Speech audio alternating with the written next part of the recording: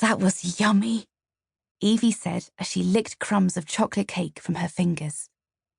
The girls from Ruby Dorm were having a picnic while their unicorns grazed on the lush grass. It was late spring, and the apple trees were covered with white blossoms. The bright sunlight, shining through the branches, warmed Evie's face. "Okay," said Lyra, packing away the picnic things and double-checking that no one else was around. "Now for the important business that we came here to discuss." "To solve the riddle on the treasure map," said Sienna. She poked Ivy, who was lying on her back with her eyes shut. "Ivy, wake up!" Ivy wiggled away. "I am awake. Do you have the map, Lyra?" She rolled onto her stomach. Lyra carefully pulled 2 yellowed squares of paper from her pocket. They crackled as she unfolded them and smoothed them out, placing them side by side on the picnic blanket. Each one was part of a map that had been cut into 4 pieces. These 2 each had a small picture of a crying unicorn in their outside corners. Together, they made up the top half of the map.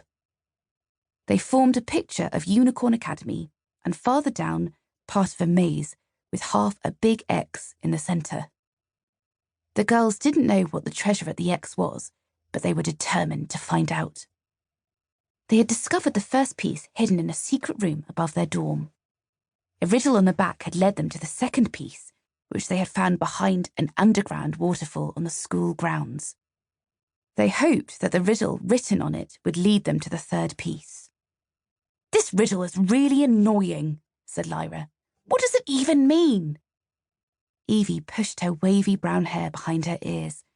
She had already memorized the riddle and recited it for the others. "In a new folly that phantoms keep safe, there's a space you can enter and leave with no trace. A cold place to rest hides the circular key. Press once and enter the dark cavity." As Evie stumbled over the last few words, she blushed. Sometimes her mouth just couldn't seem to keep up with her brain and her words came out muddled. Luckily, her friends never mentioned it, but she hated when it happened.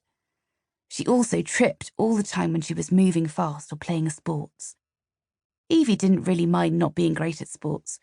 She liked reading more and wanted to be a scientist when she was older. "I don't understand the first line," said Sienna. "Phantoms are ghosts, but how can ghosts keep anywhere safe?" "And what's a new folly?" asked Ivy. "Folly means foolish," said Evie. "A new foolish that ghosts keep safe," said Lyra. "That doesn't make any sense." She rubbed her forehead in frustration. The word folly was bothering Evie too. She'd heard it before and thought it had another meaning, but she couldn't remember what. "A cavity is a hole," said Sienna. "Could the dark cavity be the secret room where we found the first part of the map?" "You have to press a hidden circular button to open it up." Her eyes lit up. "Maybe that's it." "But the secret room isn't dark," Lyra said.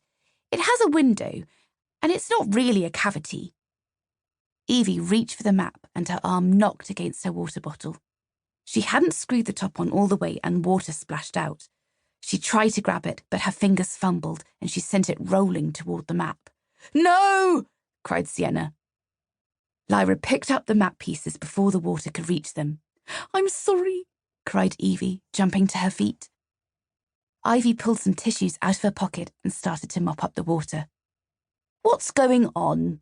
asked Sunshine, Evie's elegant unicorn, as she came trotting over. The other unicorns, Misty, Flame, and Sparkle, came too. "Just Evie being clumsy again," said Sienna, grinning. "Honestly, Evie, I think we should ban you from being around food or drink. You always spill something." Even though Sienna was only teasing, Evie felt awful. She tried to help by brushing the spilled water from the blanket, but, as she stepped back, she tripped over Lyra's bag and fell over. "Oh, Evie!"